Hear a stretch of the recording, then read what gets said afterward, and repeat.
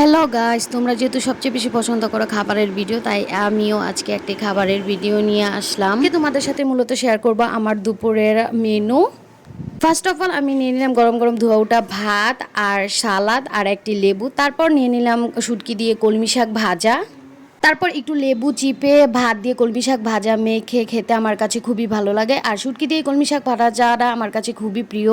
নিয়ে নিলাম মুরগির মাংস। এই মুরগির মাংসটা মা ঝাল ঝাল করে আলু দিয়ে ঝোল রান্না করেছিল। মুরগির মাংস থেকে আমার এই মুরগির পা, মাথা, গিলা কলিজা খেতে আমার খুবই ভালো লাগে। আমি তো দুইটা পা একসাথেই নিয়ে নিলাম।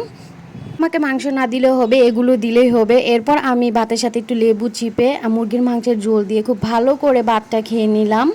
আমি মাংস দিয়ে ভাতটা খাওয়ার শেষে নিয়ে নিলাম মুসুর ডাল। এটা মা আজকে টক ছাড়াই মুসুর ডালটা পাতলা করে রান্না করেছিল।